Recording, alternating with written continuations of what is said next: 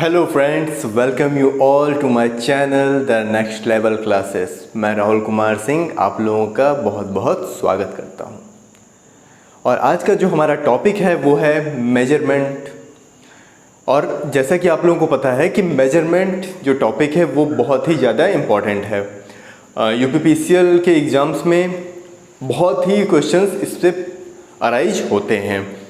और आईटीआई के सिलेबस में अगर देखा जाए तो बहुत ज़्यादा ये नहीं देखा जाता है मेजरमेंट, बट यूपीपीसीएल के सिलेबस में मेजरमेंट जो चैप्टर है ये बहुत ही ज़्यादा इम्पॉर्टेंट है।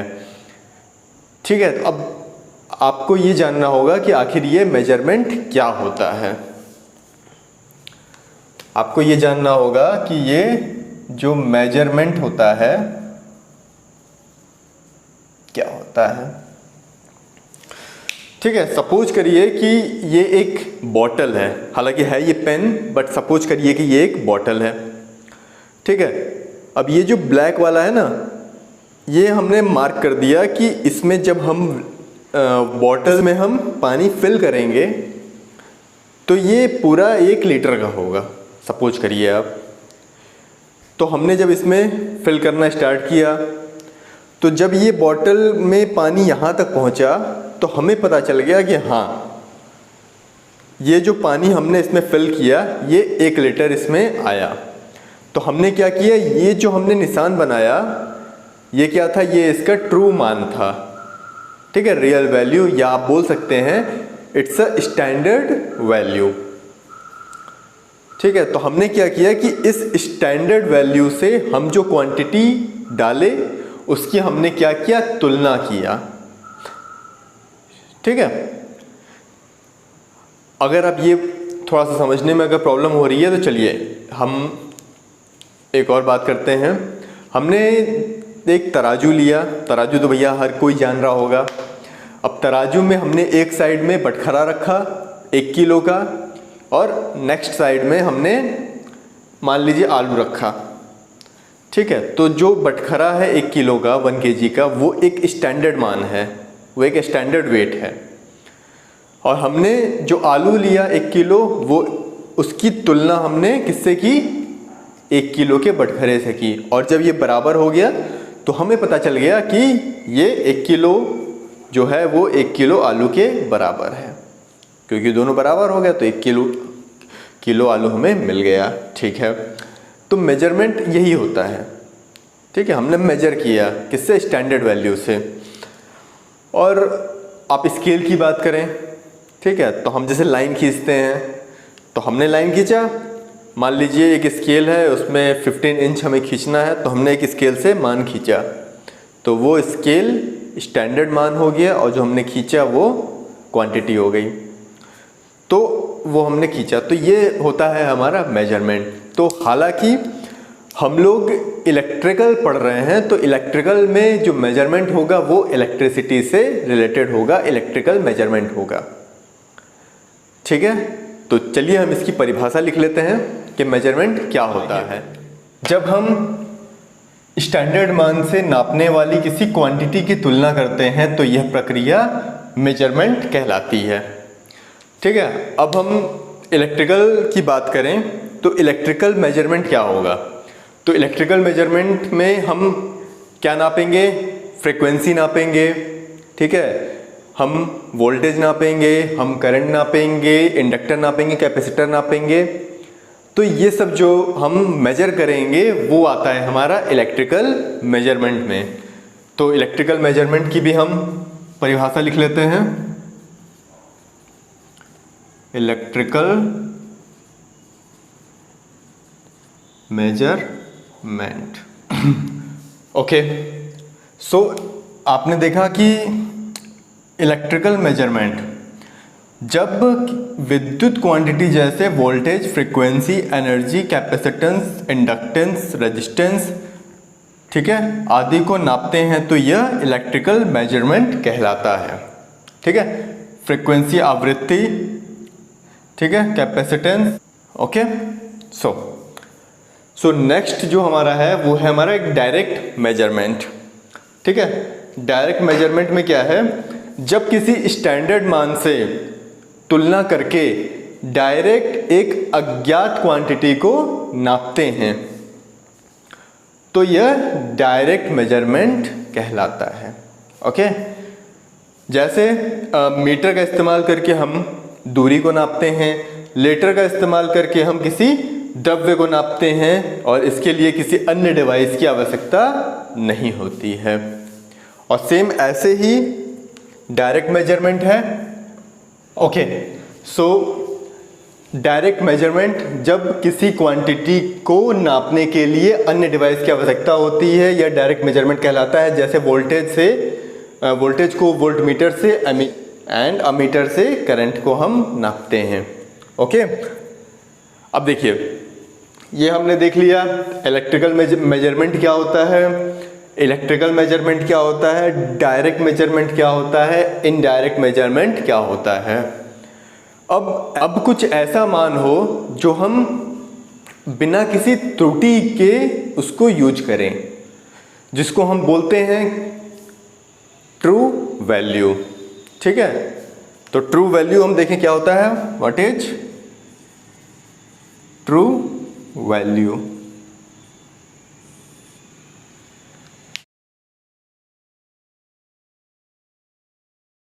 So true value, what is true value, तो यह वह मान है जो हम बिना किसी त्रुटि के चाहते हैं, मतलब उसमें कोई भी एरर ना हो, जैसे वो एक्यूरेट मान जो दिखाए वो हमारा ट्रू वैल्यू होता है, या जिस मान से हम नापने वाली क्वांटिटी की तुलना करते हैं। मतलब हमें कुल मिलाकर के ये चाहिए जो वैल्यू हमें मिले वो त्रुटिपूर्ण ना हो, है ना, उसमें कोई भी त्रुटि ना हो, वो पूरा एक्यूरेट हो। ओके, सो नेक्स्ट देखते हैं मेजर्ड वैल्यू। मेजर्ड वैल्यू,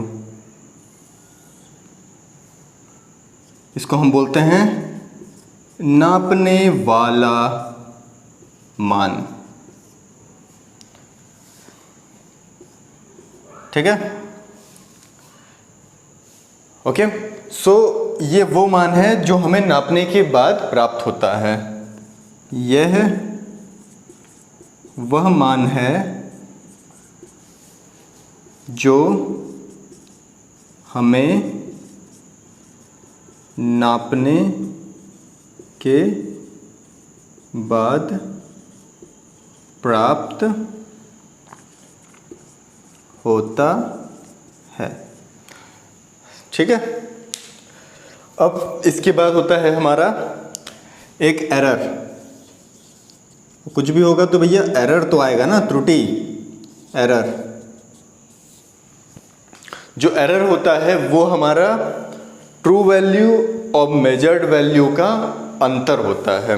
क्या होता है ये एरर? यह है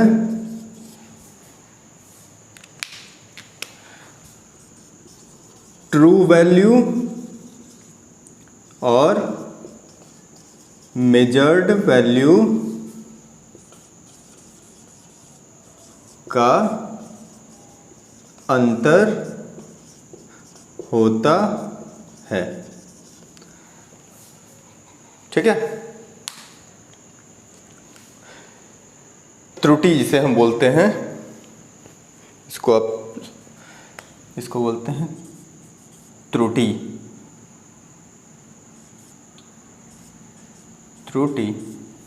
ठीक है,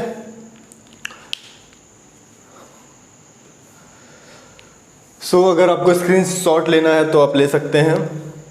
ठीक है, बहुत इंपॉर्टेंट टॉपिक चल रहा है। ओके, सो त्रुटि, अगर त्रुटि निकालना होगा हमें, एरर, तो एरर के लिए होता है t minus M by T.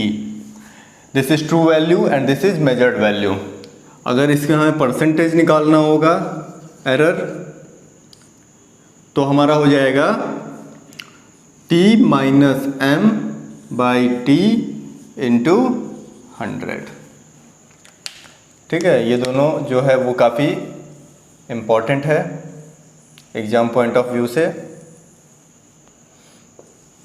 चलिए ओके, सो इस पे हम एक क्वेश्चंस देखते हैं, अगर वो सॉल्व करते हैं उसके बाद हमारा ये कॉन्सेप्ट क्लियर हो जाएगा।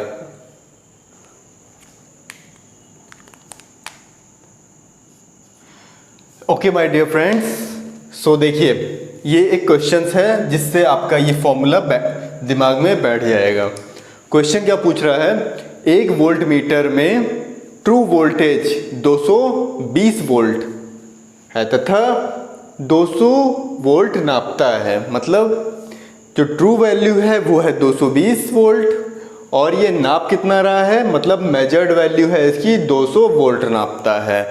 तो इसकी परसेंट त्रुटि कितनी वोल्ट होगी, ये हमसे पूछा है। तो जैसा कि हमें फॉर्मूला तो पता ही है, फॉर्मूला क्या है, T minus M by T error. Okay, true value, तो ट्रू वैल्यू क्या है 220, मेजर्ड कितनी है 220। Okay, got it. Now minus कर दीजिए, this is 20 by, okay, again एक जीरो से एक जीरो कट गया, आया 1/11 काटने पे, ठीक है। अब ये त्रुटि आ गई, अब हमसे परसेंट त्रुटि पूछा है, तो परसेंट त्रुटि के लिए हम क्या करेंगे, इनटू 100, ठीक है। सो इनटू 100 में हो गया 100/11 आ गया 9.09%। ओके,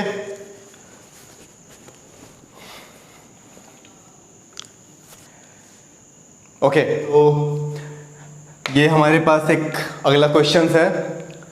देखिए 0 वोल्ट से 200 वोल्ट वोल्ट मीटर में फुल स्केल पर त्रुटि 2% है। ओके, तो 50 वोल्ट पर त्रुटि कितना होगा। अब ये तो इस वाले सॉल्यूशन से बिल्कुल अलग है, इसमें ये लगेगा ही नहीं आपका ये फॉर्मूला।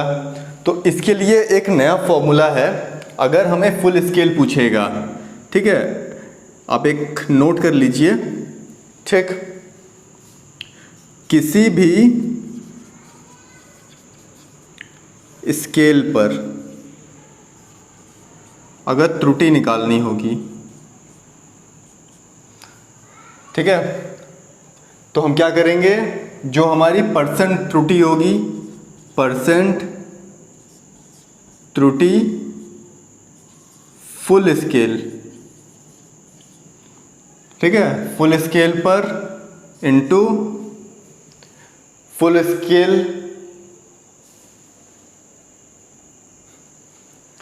इनटू हमारी फुल स्केल वैल्यू, ठीक है, full scale value divided by जिस